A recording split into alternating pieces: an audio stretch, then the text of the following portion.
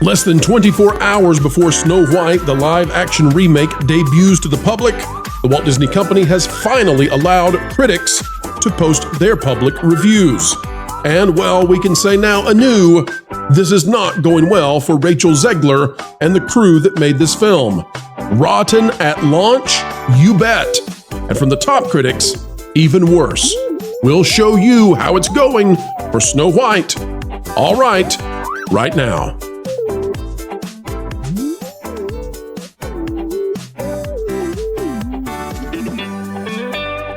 Hello, ladies and gentlemen, and welcome back to the Pro Channel, where we, as ever, endeavor to explain entertainment.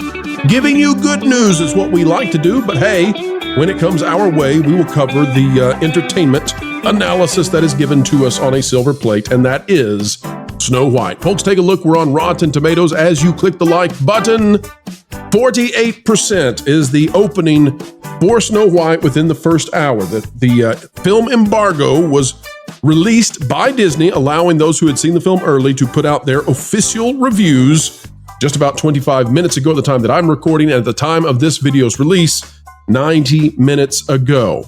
Now, the 48% is coming in from those who could post right away. This is going to continue, and I would suspect, folks, that this score will go up. I think it will go up as Access Media, looking to curry favor with Disney, post their reviews and try to get in with the mouse by doing something positive. They're going to want this to get at least in the 50s, and I think that'll be possible for them. Who knows? Could get worse. You never know how this is going to play out entirely. But take a look at this. We want to now get it into just the top critics. The reason we do this is because when we go to top critics, we're looking at people with job security. These are not the cupcakers. These are not the pixie dusters. These people don't have to play the game by the rules Disney sets in order to get another invite. They work for major organizations. And so, as you can see, Allison Wilmore is from the New York Magazine / Vulture. Liz Shannon Miller from Consequence. Owen is from Variety. You've got Newsday. You've got The Film Verdict. You've got Daily Teller. You get the idea. Most of these people in the top critics, the reason that they get to be established as a top critic, quote unquote, not because they have a better opinion than anybody else, but simply because they are backed by institutions which Disney cannot just simply say, you're not invited next time. We don't like what you said. So as we look at these, and not just the all critics, you can see now, and it's so interesting too, these are so early that we don't even have what their official score is. We just see splats and tomatoes from most of them. Now, the top critic from Liz Shannon Miller, C+ is the score given. That's considered a splat. That's because these critics decide whether it's a tomato or a splat. I hate the system at Rotten Tomatoes. I love the website Criticless, as well as places like Metacritic, because I enjoy the way that they do it more transparently. But this is what we have. This is what we're working with right now, because places like Criticless depend on people who've seen the film legitimately, and these people have seen it as part of early access. So we have to go to Rotten Tomatoes. All right, so we've got from Allison Wilmore, the most pragmatic aspect of Snow White is that with its plasticky set design and gift shop tacky costuming, it already looks like it takes place in a theme park. Ouch! Liz Shannon Miller says, at the end of the day, the best parts of Snow White are the parts that feel genuinely real and authentic. If only there were more of those and less screen time spent dancing in the realm of mind-breaking absurdity. Ooh. We've got Owen from Variety, who's going to give a fresh to this. Says, the chirpy, vivacious, just romantic enough to get by Snow White proves to be an exception to the rule. As we look at something like that, ladies and gentlemen, always pay attention. Places like the trades, and Variety is a trade, they're inclined to give a helping hand to Disney because the trades are the official mouthpieces of Hollywood. They don't want theaters to collapse. They don't want the box office to go bust. And so they must give a fresh tomato, even when the synopsis of it, the synopsis of the review is a little bit pithy. The chirpy, vivacious, just romantic enough to get by, right? That's not effusive praise, we could say. Rafer Guzman from Newsday says, decades from now, will anyone remember what Disney was even attempting to do here? Probably not. Alonzo from The Film Verdict says, like so much of the contemporary fantasy cinema, Snow White exists in a weirdly artificial netherworld. Amen to that. The Daily Telegraph out of the UK is giving a positive to it. Interesting. We've got the film maven. Snow White has been so cleansed of anything that would offend. It also lacks anything that would make it memorable. D+ on that one. And even, by the way, the Daily Telegraph is giving a 3 out of 5. Some of these are starting to come in now. Jacob Aller out of AV Club says a disorienting take on a film whose success relied as much on its elegance as its beauty. Tim Grierson from the Screen International says Wilson's drab screenplay never delivers. Oh, man. And of course, IndieWire and USA Today are giving positive scores. I would note, folks, on the positive score from USA Today, note what it has to say. Snow White finds modern relevance amid the old material. Do I detect a Zegler apologist out there, Brian Truitt? I believe I do.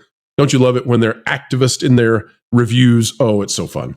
William Bibiani from The Wrap says there's nothing wrong with Disney's live-action remake of Snow White that couldn't be fixed by making it 26 minutes shorter. Kevin Mayer from The Times out of the UK says it represents a new low. Oh. And The Hollywood Reporter, another trade. Pay attention, ladies and gentlemen, another trade. If that sounds like the standard female empowerment template that's almost obligatory in contemporary fairy tale retreads, it more or less is. But the incandescent Zegler sells it with conviction and heart. Give it a fresh. So, sentence number 1, utterly negative. Sentence number 2, but Zegler's wonderful, because I agree with her politics. I don't know if David Rooney does or not, but it's funny how this works. And it's funny that the trades are the ones that are coming out and trying to save the day. Even the Daily Beast. Folks, if you can't get the Daily Beast, you are done. If you go out and you say all the things that Zegler has said and you can't get the Daily Beast, the Daily Beast is that rag trying to say that a woman who was pregnant and about to give birth to a child was being bedded by Trump. The Daily Beast is a bunch of total nut jobs. The Daily Beast says, no magic mirror is needed to identify it as the lamest mouse house redo of them all. If you've lost the Beast, you're done, Disney. You're done. Okay. Anyway, that is the story. Yes, it is going to release as a rotten movie. So that's why Disney has held this. They didn't want to be Indiana Jonesed, right? We all remember how The Dial of Destiny came out at the Cannes Film Festival, and it languished for a month with awful reviews, which were absolutely merited. And then that wiped out the box office. This film already down, super low in terms of what they're projecting for it. They didn't want to go lower. All right, let's go to the world of Reel right now. Here's the latest we have from the world of Reel. Jordan Ruimi is the author here. Hi, Jordan. It says Snow White eyeing $45 million opening with a $270 million plus budget. And that plus sign on that 270 is a very big plus sign. That's all I'll say. I'm not going to listen. You all want me to get in the weeds. You all want me to say how much this thing really costs and take on these articles. And I'm not going to do it. I'm not going to do it because I'm too busy taking victory laps on having been right, and they're coming to our side. They don't know it, and they don't know how to show it, but they're coming to our side. And Jordan may have been there all the time. Maybe Jordan is an avid listener to the Pro Channel. Who knows? We like you, Jordan. Here's the article. It says, these early numbers are very worrisome. In February, Deadline reported that Snow White was tracking to make $70 million in its first 3-day frame. Later that month, Box Office Pro had it tracking at $65 million. Then, just last week, The Hollywood Reporter reported that the film was destined to make somewhere in the neighborhood of $50 to $56 million. Now, just 3 days before its release, the numbers got even lower. It turns out that Snow White is now aiming at a $45 to $50 million opening. That is catastrophic. The reviews are still not out yet at the time this article came out, and there's the growing sense that they really won't matter that much. Ladies and gentlemen, I'm here to tell you, opening with this kind of a rotten category, it's going to matter. These reviews will actually matter. It's bad enough this is going to matter. People have already made up their minds about the film. The controversies surrounding it have turned them off. When it comes to the budget on Snow White, the trades claim it costs $270, but it's probably much higher than that. Jordan, I want to give you a hug. Jordan, we're here for you. Good job, Jordan. Folks, get over there and support World of Reel. Forbes had reported 270 in December of 2023, and that was before reshoots and post-production work took place the following summer. Jordan, you, sir, I'm going to bring you on as a professor emeritus at the Pro University for Entertainment Studies. You are going to be there teaching our future scholars. Jordan says, I'm being generous here. Snow White would likely need to earn around $700 million to break even. That's not going to happen. The film is turning into a Marvel's-level catastrophe for the Mouse House. The film has indeed blown past its originally intended budget of $180 million, no doubt, and mostly due to multiple rounds of reshoots, rewrites, and most pertinently, a Peter Dinklage-led backlash. Dinklage was a real douche about it. Disney received plenty of pushback after he spoke out. Jonas, I know how you pronounce it. I'm not going to do it because this is a PG channel. He's in my ear, folks. Jonas, they can look at it and see what the word, they know it. I only added an A sound to it. I'll say it again, folks. Here we go. The film has indeed blown past its original intended budget, 180, no doubt, and mostly due to multiple rounds of reshoots, rewrites, and most pertinently, a Peter Dinklage-led backlash. Dinklage was a real hygiene product about it. Jonas, that better? Okay, well, that's what we'll go with then. Dinklage was a real hygiene product about it. Disney received plenty of pushback after he spoke out against including little people being cast as the Dwarves. I still don't like that that's the way we term people who are of a different verticality. I don't like this calling people little people. It just doesn't seem right. I know it's what we've decided as a society. We need to rethink this.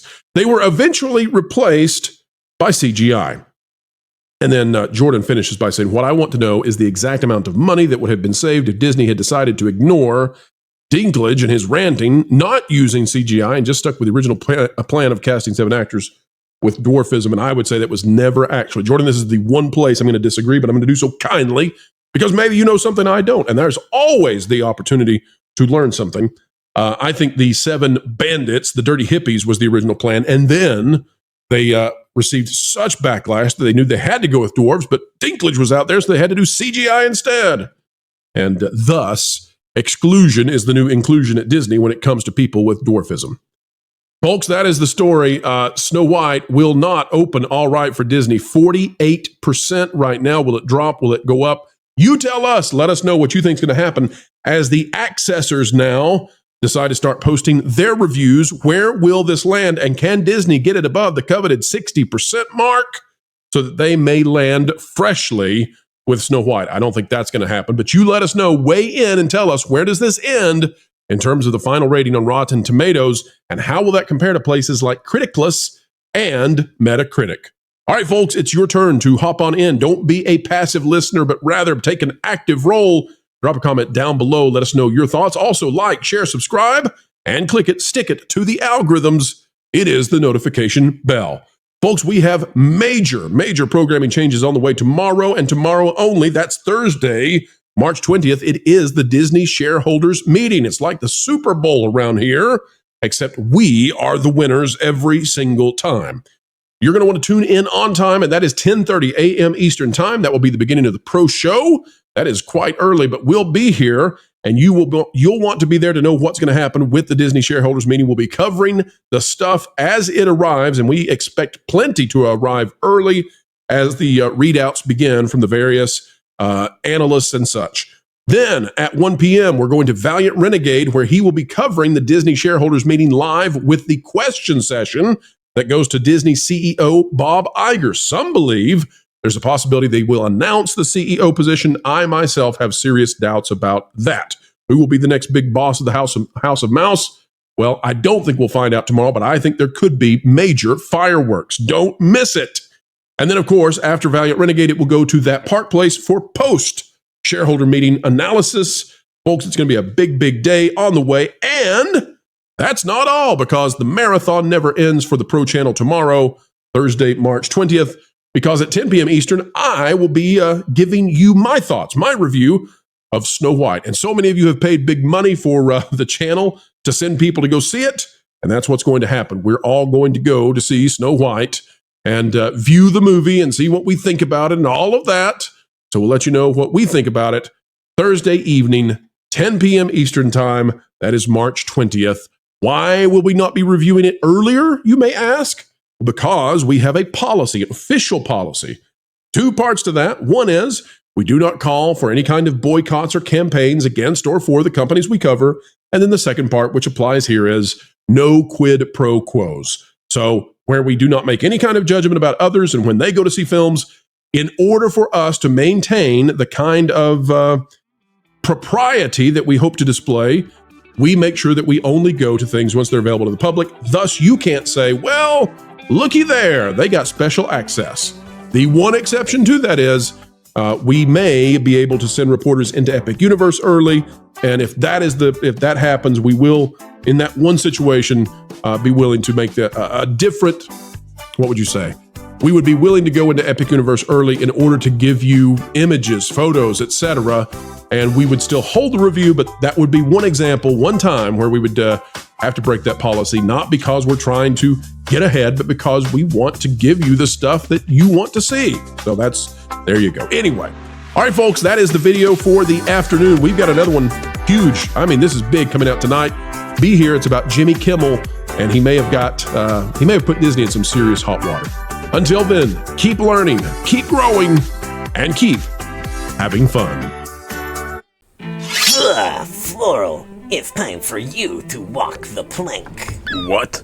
Why? Because you haven't subscribed to WDW Pro yet. Nor bookmark thatparkplace.com on your web browser to get great articles from great contributors. What?